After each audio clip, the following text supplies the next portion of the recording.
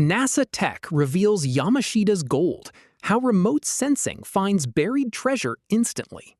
Did NASA just solve history's greatest treasure mystery? In this video, we reveal how traditional treasure hunting methods are officially dead. You heard the stories. During World War II, the Japanese Imperial Army supposedly stashed an unbelievable amount of gold and treasure all across the Philippines. It's the stuff of legend, right? They call it Yamashita's gold. For decades, it's kicked off this wild, sometimes really dangerous hunt. But what if we could trade in the old shovels for satellites? Let's dive into how this modern treasure hunt actually works. So, that brings us to the big question. I mean, it sounds like something straight out of a movie, doesn't it? Can you really find a treasure lost for almost a century from space? The answer might just surprise you. We're going to look at how some seriously cutting-edge tech is being used to tackle one of history's greatest mysteries. All right, before we get into all the cool science, we've got to understand the story behind it all. This legend isn't just a fairy tale. It's got its roots in the absolute chaos of the final days of the war in the Pacific. Okay, so picture this. Allied forces are closing in. Japanese troops are scrambling to hide all their loot and supplies so they don't get captured. Now, they didn't just dig random holes in the ground. No, the sites were strategic. Think near their military camps, inside existing tunnels, or hidden along rivers. And the most important part, they left behind a paper trail, historical military maps that are the absolute starting point for any real search today. For years, the whole search was driven by rumors, whispered legends, and honestly, a lot of just random digging. But that old way of doing things, it's got some serious problems. Let's really break down the difference between the old hunt and this new scientific approach. And this really lays it all out, doesn't it? It shows the two completely different worlds of treasure hunting. Over on one side, you've got the traditional way. It's all based on rumors, it leads to really dangerous, super expensive, and a lot of times illegal digging. But on the other side, you've got the modern scientific search. It starts with actual historical data, uses precise targeting, and most importantly, it prioritizes safety. It's a total game changer. So how do we make that jump from just randomly digging holes to precisely targeting a location? Well, the answer is in technology that gives us this incredible new perspective from space. This is where we bring in the science of remote sensing. Okay, remote sensing might sound a little complex, but the core idea is actually pretty straightforward. It's the science of seeing and measuring things from a distance. Just imagine satellites that can analyze soil, check out vegetation, and even identify minerals, all without ever touching the ground. But how in the world does that help us find buried treasure? Well, here's the secret. It's basically like giving the Earth an X-ray from space. Think about it. When you bury something really big, like a hidden chamber or a bunch of metal objects, you change the ground forever.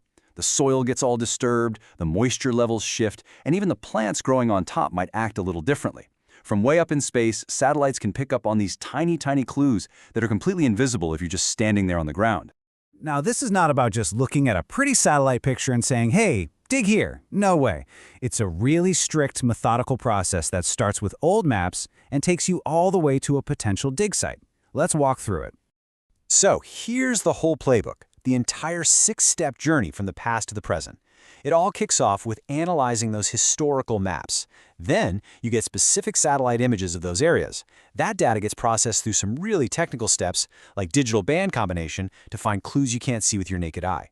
Then comes the hunt for anomalies, which are then pinpointed using tools like Google Earth. And only then, at the very end, do teams go in for ground verification. This step, digital band combination, is where the real magic happens. Satellites capture light in all these different bands, and some of them are totally invisible to us. By combining these bands in special ways, analysts can create these false color images. And this is how unnatural patterns, like the straight lines of a buried tunnel or the square outline of a hidden chamber, can suddenly just pop right out from the natural landscape. It's amazing. So once the images are all processed, the real detective work starts. Analysts are basically hunting for anomalies, things that just don't look right. You know, is there a patch of jungle where the trees seem unhealthy? Is there a subtle little change in how the soil reflects light that might hint at a void underground? Finding these little oddities is the key to narrowing down the search. Now, with all this powerful technology, it's really easy to get caught up in the thrill of the chase.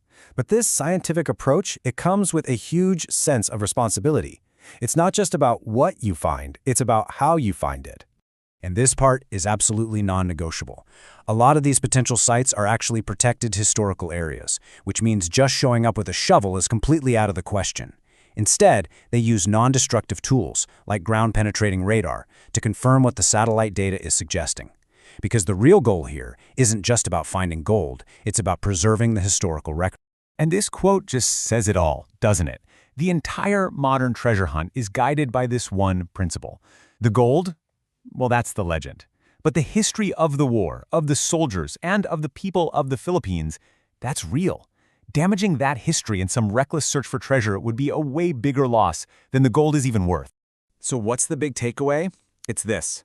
Remote sensing takes the hunt for Yamashita's gold out of the world of myths and gambling and puts it right into the world of science. It's a smarter, safer, and just a far more responsible way to investigate the past. You reduce the risk, you lower the cost, and you don't damage the environment. So while Yamashita's gold is still a mystery, this technology gives us the absolute best shot we've ever had at uncovering the truth. And that leaves us with a really fascinating thought to end on. If we can use satellites to hunt for World War II treasure, what other lost cities, ancient ruins, or historical secrets are still out there, just waiting for us to rediscover them from space? Want to see more mind-blowing tech and hidden treasure discoveries? Subscribe to the channel right now.